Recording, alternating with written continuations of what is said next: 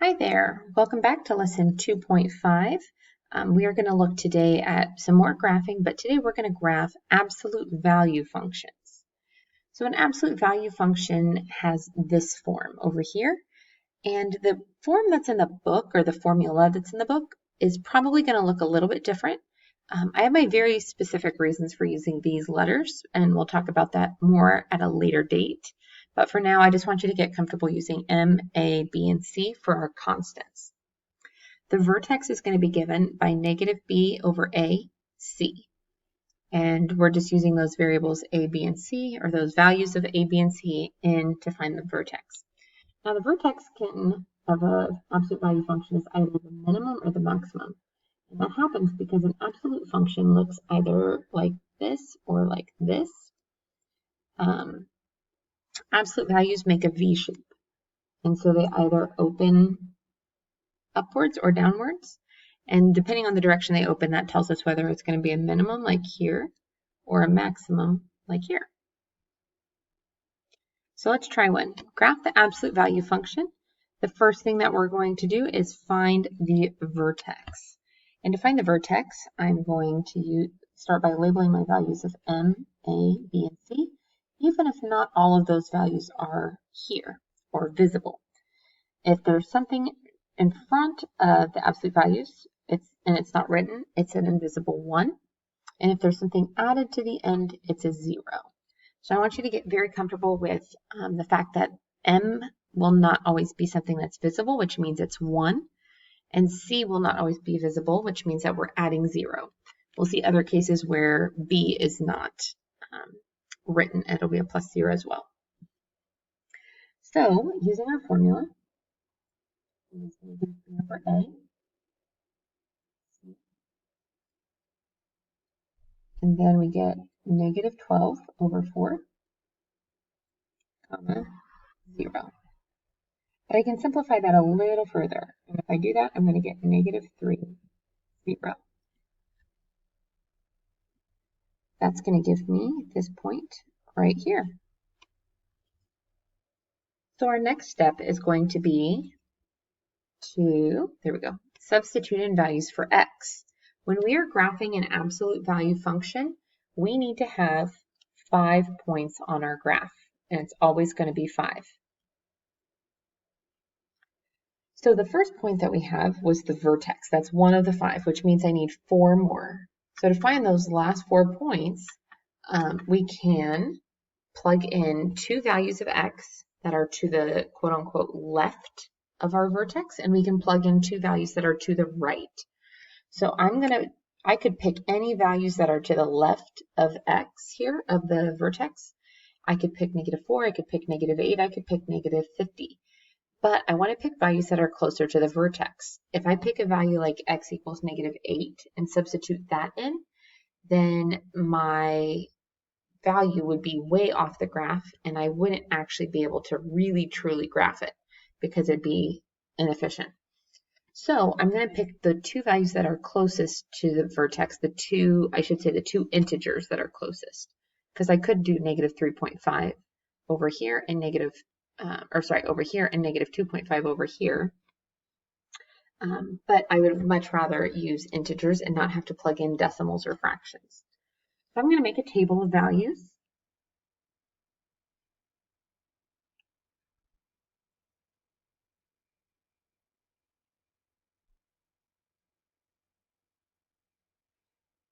And I'm going to get negative 4 and negative 5. Those are the 2 points that are to the left. The next 2 integers, I should say, to the left. And to the right, I would get negative 2 and negative 1. And I'm going to substitute these into the absolute value function and see what I get.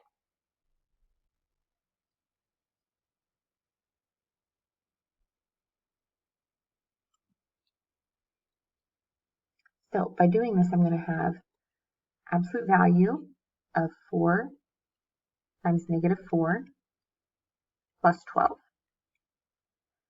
Now, I'm going to go through this pretty quickly because I'm going to assume that we can simplify at this point. If I lose you somewhere, you can make a note of it or rewind it and check it out. But I'm going to get here, I'm going to get the absolute value of negative 4, which would give me positive 4. So I'm going to graph the point negative 4, 4. If you need to write out the absolute value, or sorry, if you need to write out the ordered pair, you can. When I plug in negative 5, I'm going to get 4 times negative 5, which is negative 20, plus 12, which is negative 8. And the absolute value of negative 8 is just 8. So I'm going to have the point negative 5, 8. Plugging in negative 2, you get 4 times negative 2 plus 12.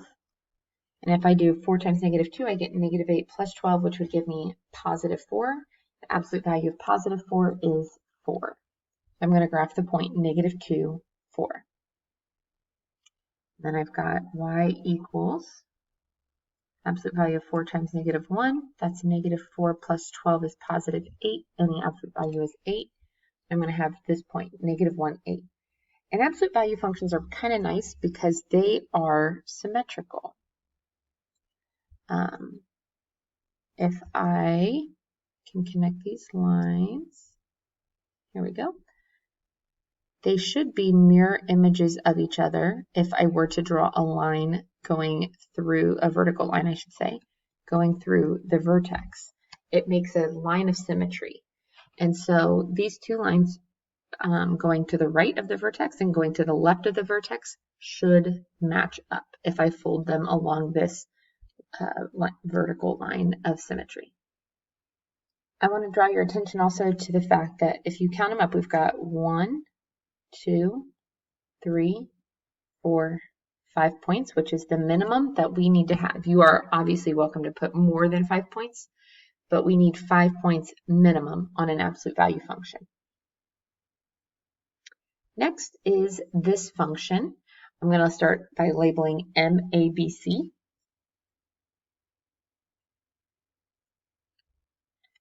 And my M is 1.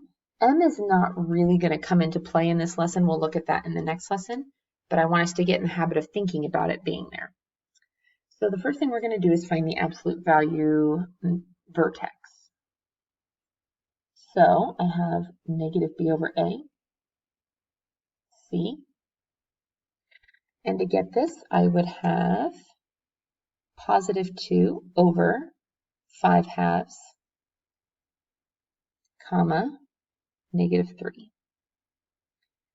Now, I got a positive 2 because the formula says that I'm doing negative b. If I wanted to write this out, I could put negative 2, and that would be fine. But ultimately, I hope that we'll see that this negative in the formula just means change the sign of the fraction. So on this one, it was, if I just did 12 over 4, it'd be positive 3, but I changed the sign and made it negative. Here, if I do negative 2 over 5 halves, I would get a negative, but I'm going to change that sign and make it a positive. And if I do 2 divided by 5 halves, leaving it as a fraction, I'm going to get 4/5, negative 3. I'm going to graph this. I'm going to go over 4/5, almost to 1, and then down 3. So there's our vertex, or our starting point. So, making a table.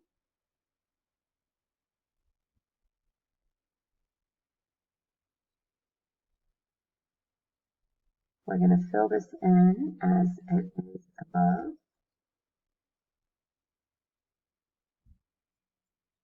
All right.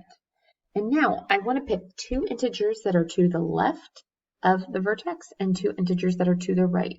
So if I look at my vertex and I travel like straight to the left, the first integer I encounter is 0, and then the next one is negative 1. And again, I'm thinking of the x coordinates, not the y coordinates. They all have the same y coordinate of negative 3.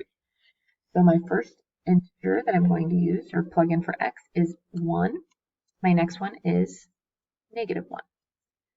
If I travel to the right, the first integer I encounter is 1, followed by 2. So I'm going to plug in those values. Now, you could plug in other numbers. If you plug in like 2, 4, 6, if you plug in any even number, because our denominator is a 2, it's going to make your answer a little bit easier. But it's absolutely fine to just go ahead and use negative 1, 1, those will still give you answers. So I'm going to fill in my answers really quickly, pause the video, and compare your answers with what I get. All right, take a second, check your work. It's kind of tricky when you're working with fractions. Thankfully, these were just halves, and so they're not too bad. But these are the values that we should get. And when I go to plot these on the graph or on the coordinate grid, either way, I'm going to move 0, -1 to start. And then I've got the point -1, 3/2. I'm going to draw a line.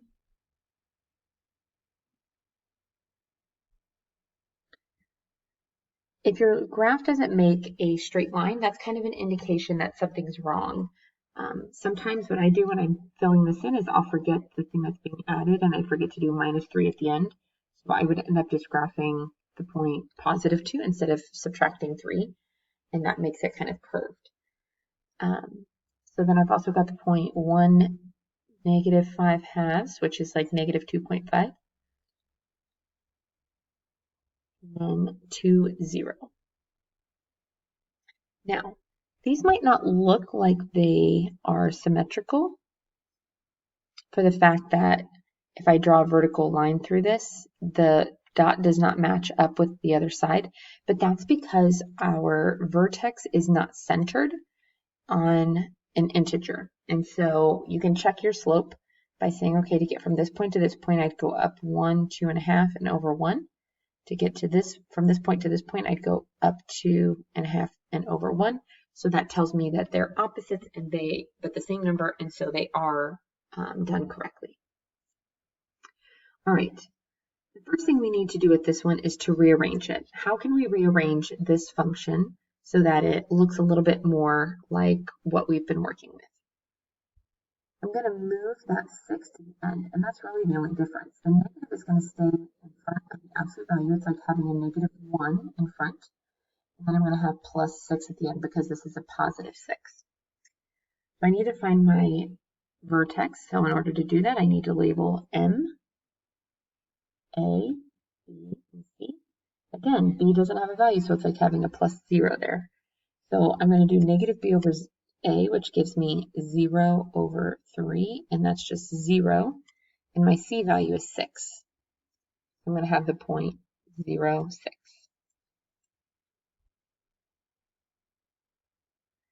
Then I'm going to pick 2 points to the left and 2 points to the right. Start by picking your 2 points to the left, pick your 2 points to the right, state what those x values are, then go ahead and make your table and plug in those values. Quick check. These should be the points that you plug in for x because they are the 2 integers to the left and 2 integers to the right that are closest to the vertex. So now when we plug them into this formula, or this function, what do we get? Pause the video and do some calculations to see what our y values would be. So check your values here. Make sure that they match up. But when we graph these, we should get -1, 3, -2, 0, 1, 3, and then 2, 0.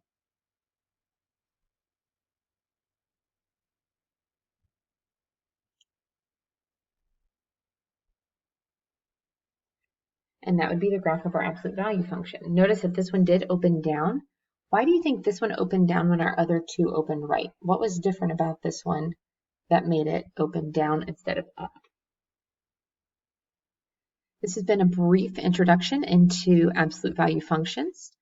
We will do some practice together and look at a few more examples, but I wanted to make sure that you had a good starting foundation for how these functions work and what to expect when you see them. Let me know if you have any questions.